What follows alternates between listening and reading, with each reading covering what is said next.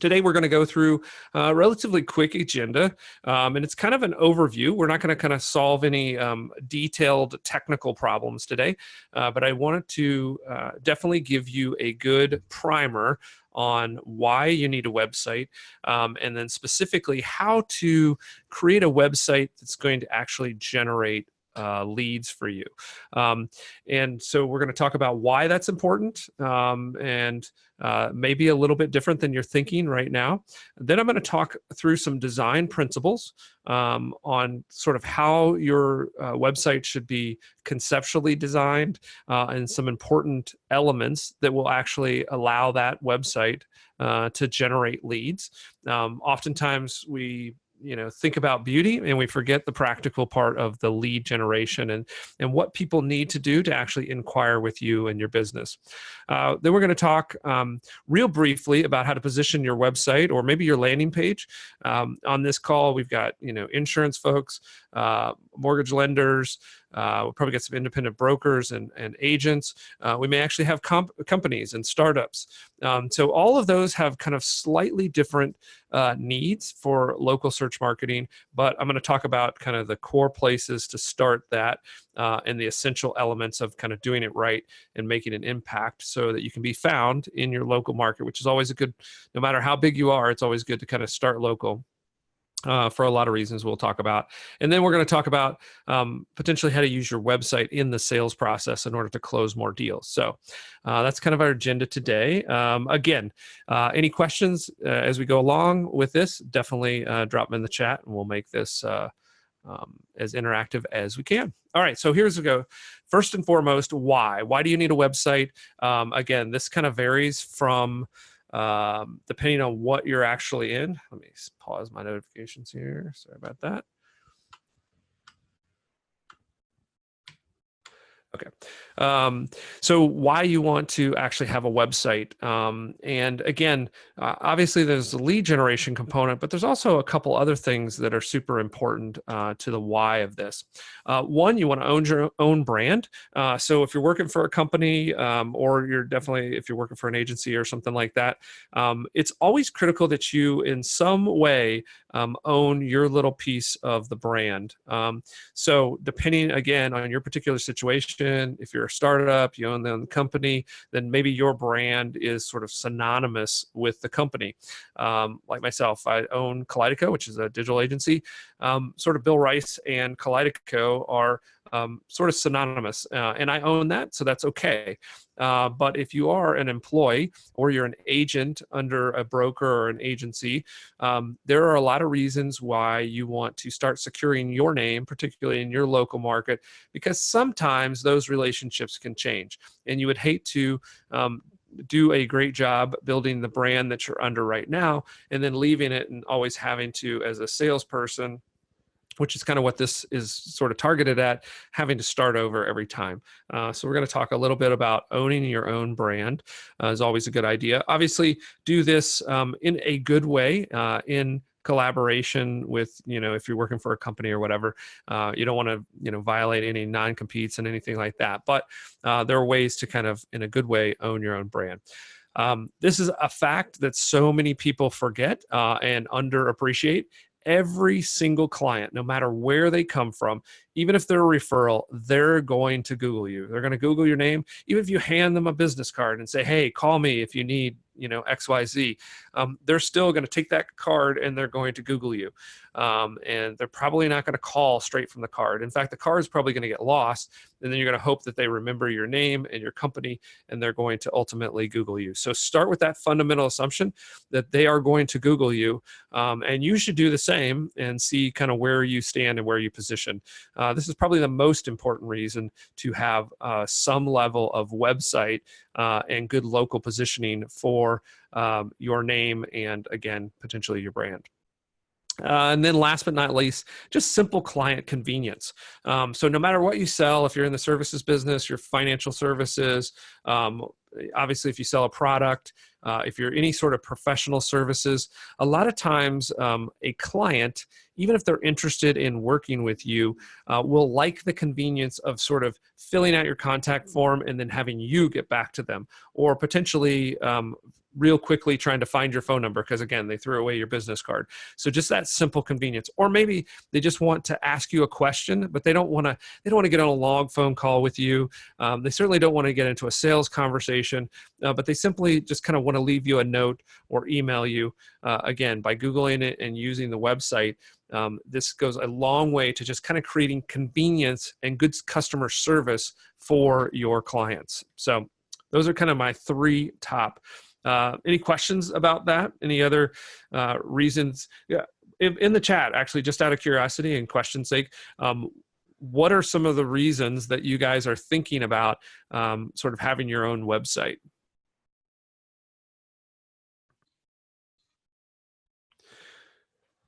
Are you just trying to kind of improve what you already have, or is there some very specific reason that you were kind of interested in this webinar?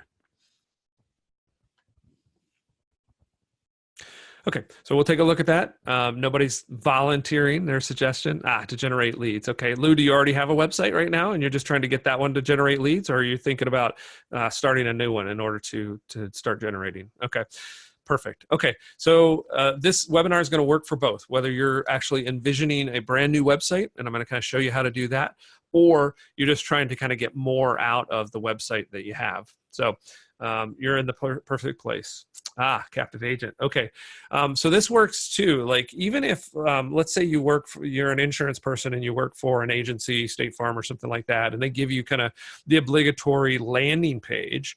A lot of times you don't have a lot of control over what that is, but at least you can take that landing page and you can start to position it better in your local market, and we'll talk about that. So that link should start going in every single email you send out. That link, again, because think about the convenience factor. Even if the landing page isn't perfect, just the convenience of putting an email so they can kind of take a look at your actual web page, or putting that into your Google My Business as a location allows them to kind of find it in your local market. So those are all things we're going to talk about.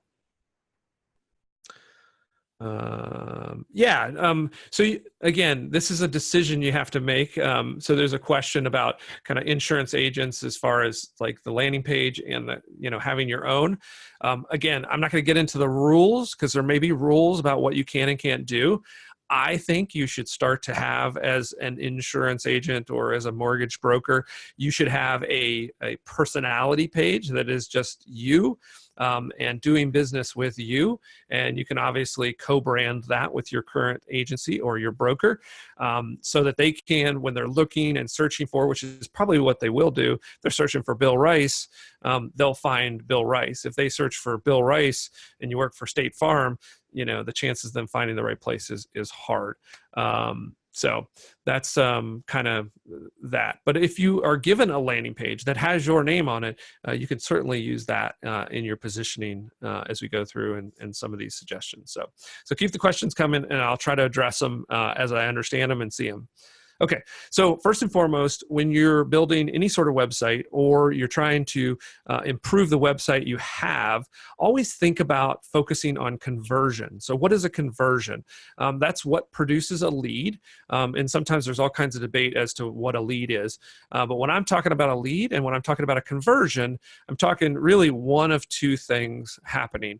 They come to your website and they either fill out a web form, which usually in most cases will send you an email that will have their name, their email address, and potentially some message that is the lead. I would not get too complex, right? You don't, especially, you're not LendingTree, or you're not like, some high-end lead generator. You don't need all of that information. You just need enough to get the conversation started, right? Because you're kind of a small operation, and these leads are going to be better because they're coming just straight to you. So you don't need to collect all that information. And the more pieces of information you collect, the lower the pull through on that form. So the lower your conversion will be.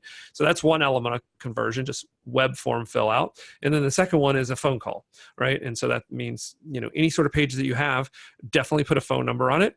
Any given client, based on testing, will easily be 3, sometimes 10 to 1, the number of phone calls versus the number of form fills. So again, that's just satisfying the convenience factor, right? So make sure the phone call. So when we're thinking about conversion, think about when you look at your website, when you look at your landing pages, what can I do to this page to help the visitor be encouraged to either fill out my form or give me a call on the phone number that's listed on that page. So we're going to give you some ideas here. Okay, so this is why this is so critical. I hate, we always talk about sales funnels, and I hate sales funnels and the concept of it because it's a little, disingenuous, I guess, to what really happens, right? So the concept of funnel, if you put a funnel, you pour some water in the top, it's got a kind of big opening to make sure it doesn't splash around, and then it all goes straight down to the bottom and collects at the bottom, right? Well, that's not really the way sales and lead generation happens. Actually, what happens with real people is they kind of hear about you. Maybe it's a business card. Maybe you guys were talking, at an event, or maybe a friend's house or something like that, at a ball game, and you had a conversation, and they're like, yeah, this is, if I ever need insurance, this will be the guy I call, right? So you kind of created some awareness, and then maybe they see you on Facebook. And then, so it's really more like this tornado funnel, is the way I kind of think about it. There's a lot of things swirling around, and sometimes things get tossed out, and sometimes things kind of get sucked back in. And that's kind of that re-engagement thing you see there. But generally, you kind of go in and out of these different phases, but the phases are there and the phases are important. The problem is you can't always assume that they're going to come to your homepage, become aware of you, and then go directly down through, fill out your form and all that sort of thing. So keep in mind that we're trying to just create opportunities, and this is why it's important to always have those conversion elements on any page that you might have on your website, because people are going to jump in and out at different levels of this. 3 or 6 months later, they may say, I have to get life insurance because I'm getting ready to have a kid. And all of a sudden now it's gone from awareness straight down to like desire. Like, my wife is on me, I need to get this done. My husband's on me, I need to get this done, right? And so you have an immediate desire and maybe an urgency, and that's going to go straight to conversion. So when you're thinking about kind of the sales funnel, think about more of a tornado of things coming in and out, and you needing to satisfy the level of information and the actual functionality to get in touch with you, no matter where they happen to land on your website. And so that's the mentality that we're going to kind of go through as we look at this. Down here, if interested in a good creator. Brochures, yeah, I mean, Lou, that's okay. Sometimes there's an idea, an idea or concept of what we call about lead magnets, where you can actually download something for them to take a look at.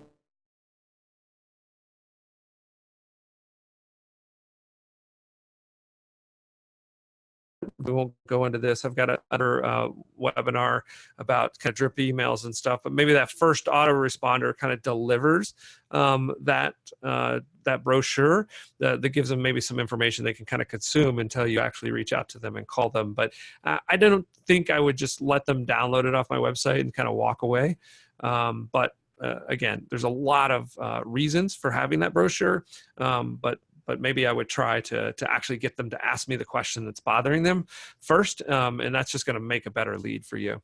Okay, site navigation, lots of different theories on this. This is actually the Kaleido website. You can see that I don't actually have a lot of navigation, because really when I get them to my website, I want them to talk to me, right? I want them to tell me about their projects, and I want them to start a conversation. However, people are very familiar with this, and a lot of people actually are on the mobile, or will do this on their phone anyway. And so this is becoming really familiar. So they know if they want additional navigation or want to look for additional things on my website, if they click on that, they're going to get that. But you can see right off the bat, I'm a huge believer, form, phone number, form, phone number. You're going to see that whenever I'm talking about sort of, lead generation, that's the elements that are always going to be there. To your point, let's see who asked that. Lou. I do actually, if you go on the website, Why Hire Kaleido, we actually do have kind of a click to download.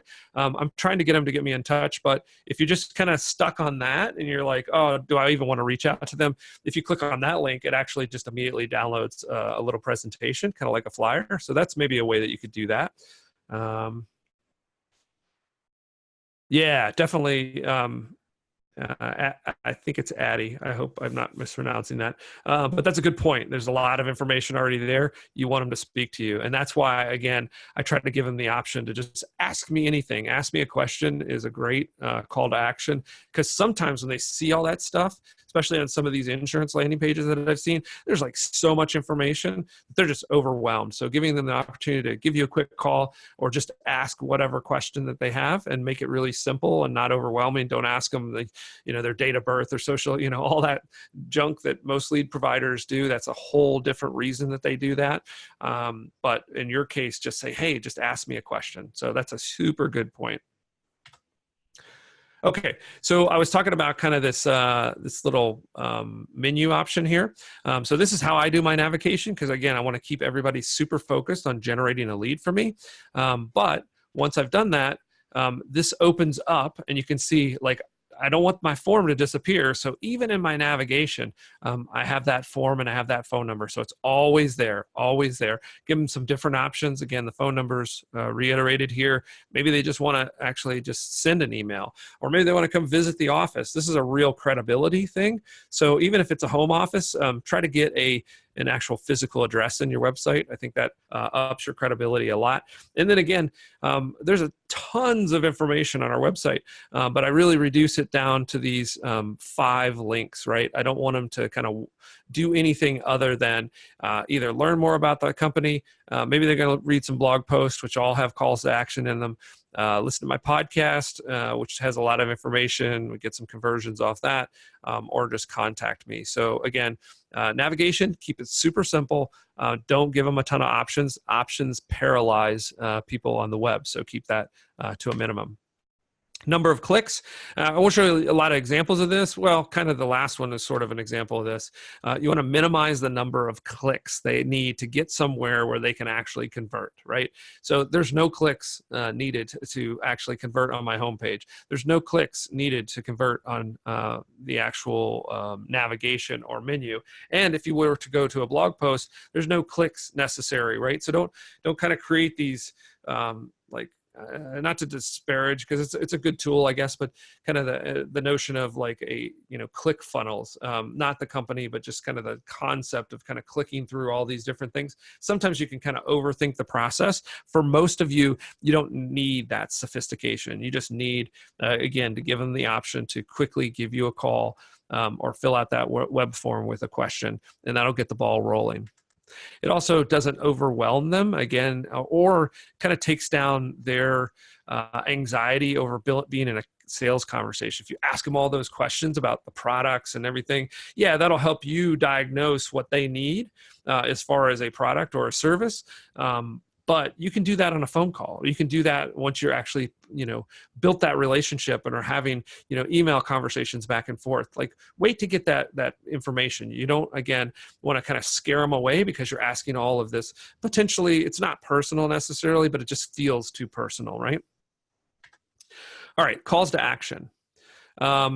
Again, wherever you're doing, I've just got some clients here, some different ones, and you can see inside of a blog, we're always using some calls to action. And again, depending on what you're potentially selling, maybe if you're doing real estate, it's to, set up a viewing or schedule a tour. This is actually a senior living community.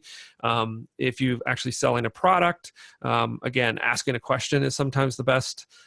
Maybe set up a demo. If you're actually going to, and again, this depends on kind of your point of view or what you're selling, but think about, like, what is that next step, and define that in the button. In this button, ultimately, again, if it's in a blog post or something like that, if you have that capability or you're at that technical level, by clicking that button, it essentially sends them into a contact form to schedule a consultation, schedule a meeting, schedule a financial review. Those are great calls to action.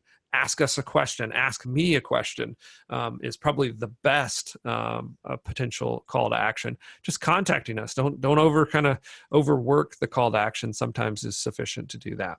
So there's some examples of some call to actions that you can add. Again, if you have control over the page that you're trying to optimize. And again, if you're providing kind of educational information in blog posts, that's super great. But don't forget, every so often, give them that call to action and remind them that, hey, if you're reading all this and it's confusing you a little bit, or you're thinking there's too much for you to even understand, go ahead and ask, call me or ask me a question, and I will help you through this material. Images. Images are super important, and too often when we're building out our websites, we rely on stock imagery. So you guys all have iPhones and stuff like that, and these things got some of the best cameras, better than SLRs that you used to buy. So learn to take pictures with it and use your own pictures whenever possible. Take pictures of your office, take pictures of you at the client, just take pictures of you in general.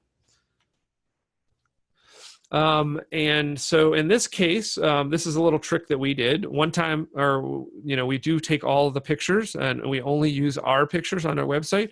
But sometimes when they're all sitting off in your drive or whatever, it's hard for you to find them, and maybe they're not tagged. Unsplash is a free site for images, and we actually started loading our pictures to Unsplash, sharing them with the community, and this is a great way, again, to be able to find them, because you have to tag them and all that sort of thing and organize them. It's really easy for you to find them and then be able to use them. Again, the interesting part of this is we saw that it actually got us a lot of backlinks, and a lot of national publications were actually using our images. So that's a little trick that potentially you can do with images.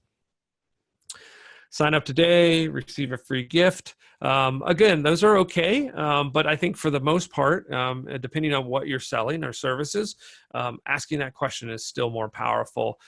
Free, everybody likes something free, but depending what that is, it may not necessarily move your sale forward. So I tend not to do the free gift. If you're going to do a gift, or you're going to send something or mail something to somebody, I always like to do it as a surprise, right? And so that just enhances the experience. So if you do want to send them a free gift or something like that, go ahead and get them to ask a question and start that conversation, and then from there you can kind of surprise them.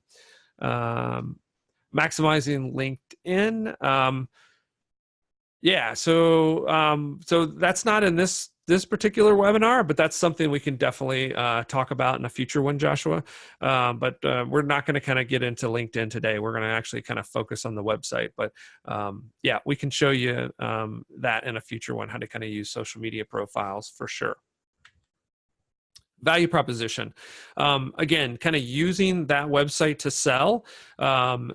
So any sort of information, this is probably not the perfect example it sounds like a lot of you guys are in the insurance world. And I'm going to kind of take you off to sort of mortgage world, some of the background that we work in. And this is helpful. So any sort of information that will help them move forward in an intelligent way with your product is great for your website. Knowing just informational articles and topics about, the difference between term and whole life, the things that maybe the stage of life type information is like, hey, you just got a new job. Hey, you just got married. You just got, you're getting ready to have your first child, all the sort of life events. And so websites are great for allowing you to kind of think through and write out, or potentially do video, which is huge. In fact, if you're willing to get in front of the camera, I suggest that above writing, is to actually create a quick video, put it on YouTube, and embed it in your website, talking through all of the potential questions, objections that you might get from the customer, because you're essentially pre-selling then. Particularly, again, I can't emphasize enough, video works great for this, because they're actually seeing you, hearing you, knowing kind of how you think, understanding from your perspective that particular question and how you would answer it. And so then when they actually reach out to talk to you, they're kind of in the same state of mind as you are and how you would sell something. So they're kind of already in the right position. And now you just have to kind of fill in the last few gapping questions or things that they need to kind of understand to take that final step with you. So when you're thinking about sort of value proposition, make sure that you start to build that content on your website. One of the things that I like to do is anytime I hear an objection, I'll write that down, and then later I'll write or do a video specifically kind of framing up and talking to that objection. And sometimes I'll actually send I'll send a link to that page, or I'll send a link to that video to people in my email cycle. So if I'm doing drip email and that sort of thing, or if I'm just talking to them in just one-off, because as you know, when you're in a sales call and you hit an objection and maybe you haven't heard it before, as soon as you hang up on that call, you always think, oh, I should have said, or I should have done it this way, or I should have told them this instead of that. So by taking those objections or taking those common questions, turning them into videos or writing them out, one, it'll actually make you better on the next call because you will have thought through it in a really good way. And as you're actually sort of having people visit your website, or you're potentially emailing people to start that conversation, you're going to start to shape their perspective such that when they actually get on the call with you, or they actually do that in-person meeting, they're already kind of going to be thinking in a similar way to you. Testimonials and social proof. These are super important if you do them well. If you just kind of throw names and testimonials on the page, you will probably have less impact. But again, this is where video and images are powerful. So taking pictures of you and your clients in a moment of success, whether that's getting their insurance, maybe getting that new car, with the insurance that you provided them. If you're a mortgage broker, obviously the keys to the house sort of thing, moving in, all those kind of images start to put context and show that you have clients around all of these kind of written testimonials. And then the other thing, again, I can't say enough, video. If you can get some video testimonials with your clients, again, makes this, you can see how this page, even though we got a lot of written testimonials, it makes everything feel real because we've got a video, we've got lots of pictures of us and our clients. And so now this testimonial page feels powerful and real. So can't emphasize that enough. The other thing is kind of awards and potential clients. If you are in a more of a business to business sort of place, or like an agency, we win awards, we have significant customers. These are some other things. The one thing, and I know in insurance and mortgage, potentially people you're affiliated with, one thing I like to do is if I'm sort of listed in a directory or listed in a place where I've gotten an award or something like that, those are the only ones I list, because a lot of times those are actually sending me traffic. And so when they land on my page from one of those sites, then I want to reinforce the fact that that award or that list that I'm in is significant to us, and it's important. You're sort of validating that, hey, I was in that list of top brokers in my area, right? And so that could be Yelp, that could be some kind of local stuff. Page speed, again, this is important, but I'm not going to beleaguer this. This is kind of a more technical aspect. So Lou, how about generating a lead with offering a white paper with some solutions for common problems? I think, again, those are excellent. So any sort of lead magnet, any sort of PDF or downloadable or whatever is great for reinforcing kind of the details of what you'll be discussing and kind of equipping them with some deeper education that maybe they take off and read. But I think in most cases, again, I would simplify the initial inquiry to not kind of get bogged down in that. Again, I would send that as a result. But I mean, you could try it. I mean, it definitely works, but I think, again, it's not necessarily a necessity in order to get that conversion. It's amazing how little it takes these days for somebody to fill out a contact form. So just actually having it available for them to fill out is usually enough. A lot of times, even in the digital space, when we're working with companies, we don't even bother with lead magnets, because just putting the form there is usually enough. But it's a great value add. If you've got it, I would certainly use it, but I wouldn't let it prevent you from actually starting to have that form on your page, and starting to publish that offer to kind of ask you a question or to fill out a form. Site security, any site that you're using, ideally, this is Google talking here, HTTPS, having that SSL server certificate is critical to have that secure session. That's just going to help you with SEO. Again, kind of a technical, I won't get too more. Okay, so let's talk about templates and patterns, and then I'm going to go into kind of some of the local stuff, and we'll kind of round out also how to kind of technically implement a website.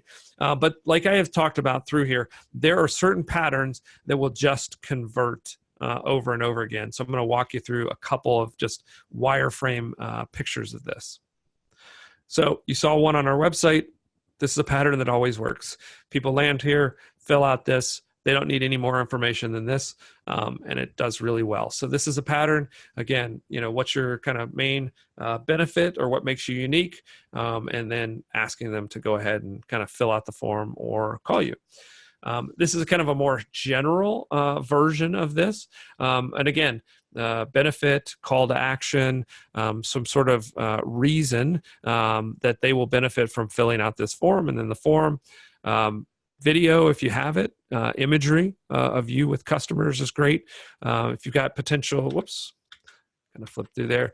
If you got potential products, again, another form, and then you just start to kind of, as you go down this page, you're just kind of hoping that they do it right here, but the rest of this page is just reinforcing the reason or the value for contacting you. So everything down this page just sort of builds on that story that started here. So if you're, whatever this benefit is, or whatever this reason that you're unique, you sort of want to tell that story as you move down the page, and then give them, of course, some more opportunities to fill that form out. So that's kind of your most generic sort of concept for a homepage. If you're inside of a blog post, again, whether you're doing call to actions in between, showing them other related posts so they can click through that. But again, you always have, and ideally if you can, have it just move down with them. That contact form is always important. So you're going to see it over and over again. Contact form, phone numbers, contact form, phone numbers, right? And then here again, this is an about page. So of the 3 pages, homepage, about page, and a blog page, those are like 3 most critical templates and opportunities for conversion. So make sure that you have those kind of designed right. Your about page is, again, about you or your team. And then again, the form to ask you a question. And then again, you sort of, as you go down the rest of the page, support that decision or that reason why they want to fill out the form by reinforcing, hey, we're a team with a lot of experience. We've got some employees that work for us that are pretty incredible. And we've been in business X number of years. Maybe here's a video of you talking to them about what you do. So again, about page. And you can see all these pages are kind of similar, right? In the sense that I'm giving them opportunities to fill out a form. I'm giving them opportunities to call me and at my phone number, right? Okay.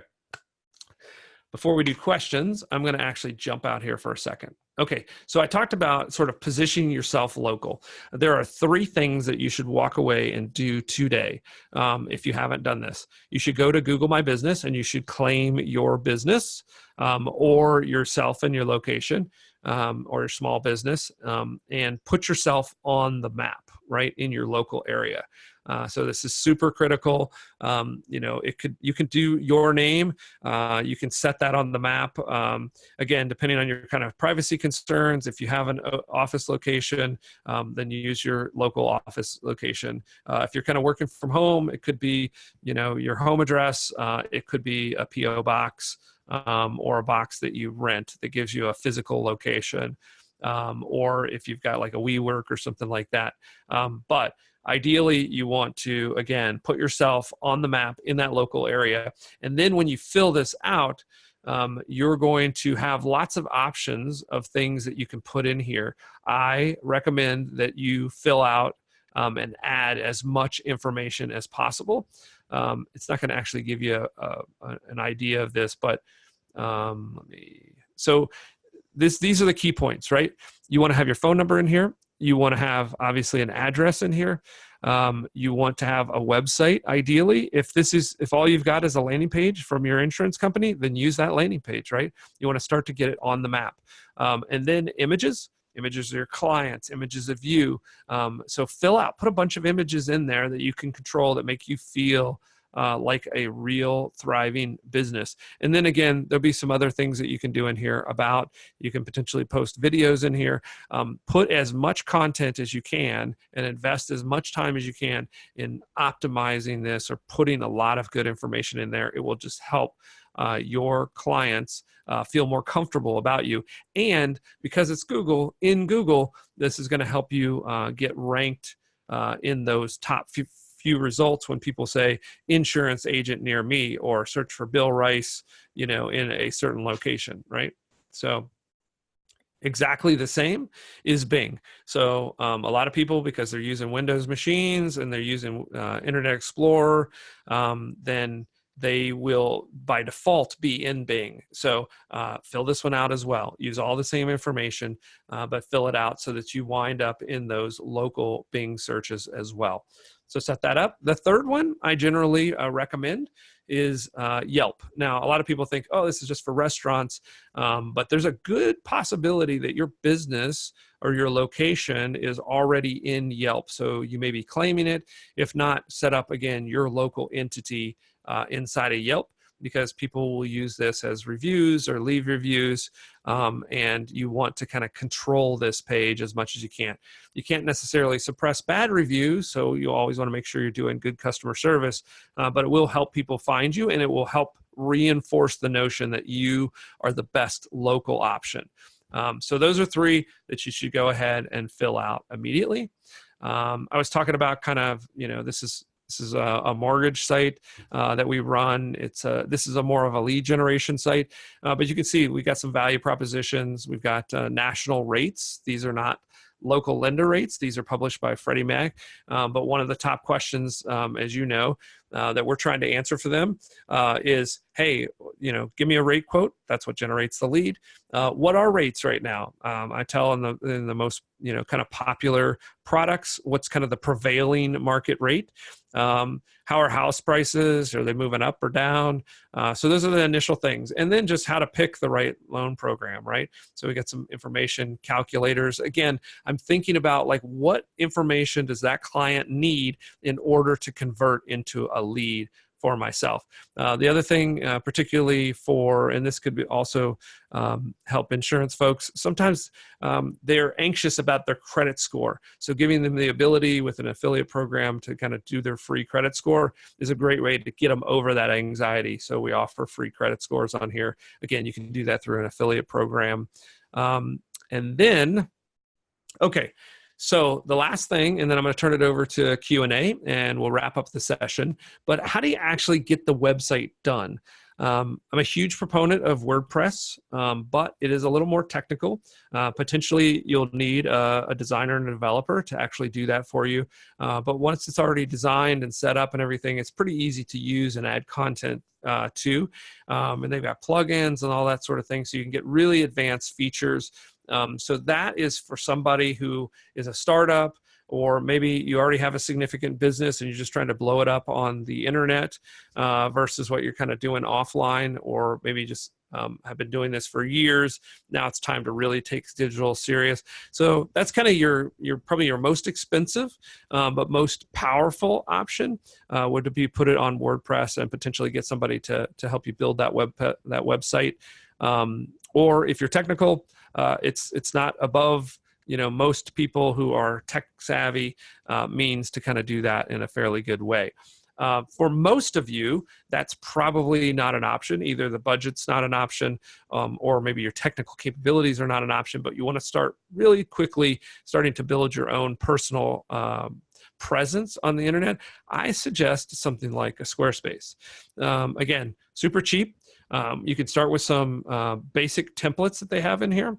And it'll get you by, right? It'll do exactly what you need to do. Now, it won't be kind of as robust as some of the things that I suggested as far as forms and that kind of stuff, but you can roughly approximate it. So I did here, just for example, is I went and searched on Squarespace. I looked at their different templates, went into professional services, because most of you are probably selling services or financial products.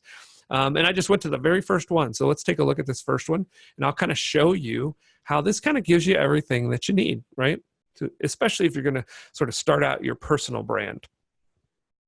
So you just need somebody to do a logo. That can be done, either by yourself or relatively easy.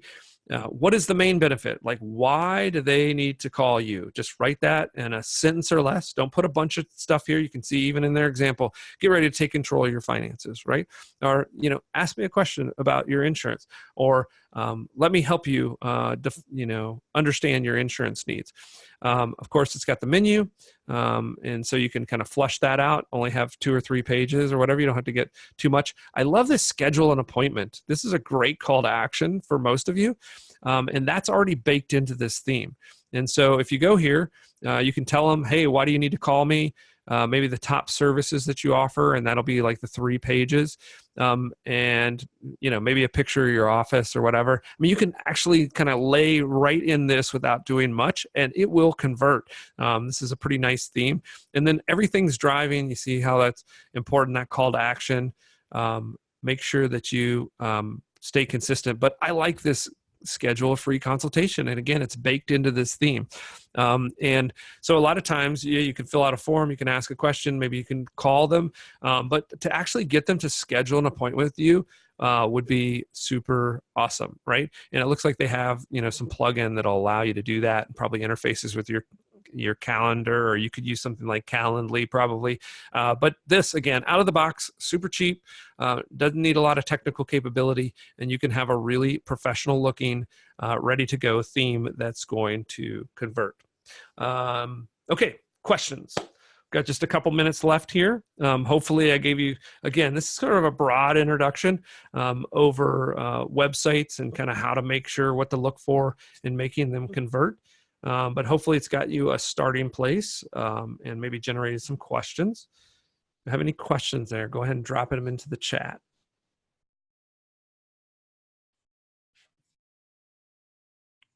If you don't have any questions, why don't you guys tell me, what is the first thing that you're thinking about doing based on everything that you heard here? What is, just kind of give me an idea of what you think your next step is.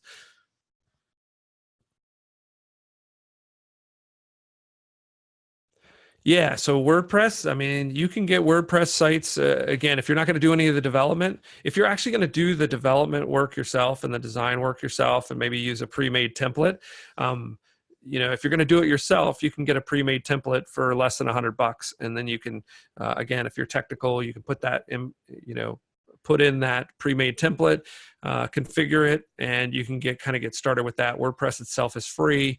Got the cost of hosting, which can be anywhere from $5 to $50, and so that's all in. If you were to go out to a design agency to do this, then you're running anywhere from $5,000 to maybe $15,000 for a completely custom website.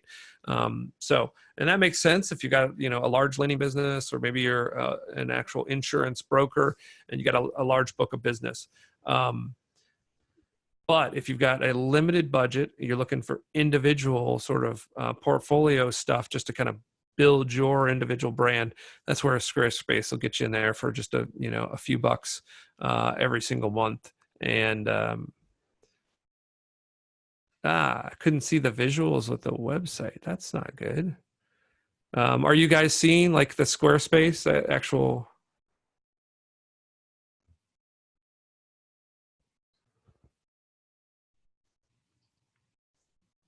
Yeah, keep it simple and have a conversation. Joshua, that's the most important.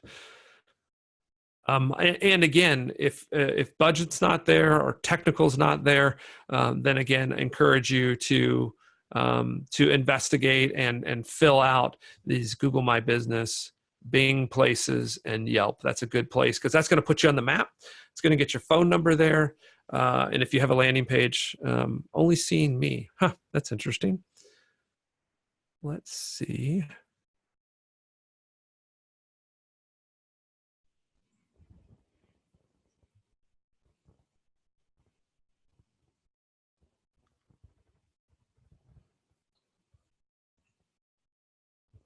How about now?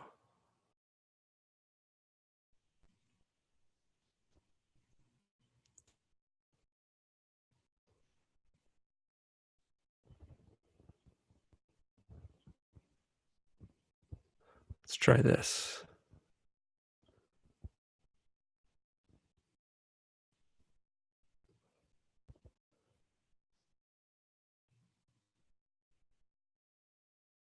Okay. Can you see, are you looking at the Squarespace now? Or I'm sorry, it's on Yelp actually. Okay, cool. How about when I switch? Maybe it was when I switched.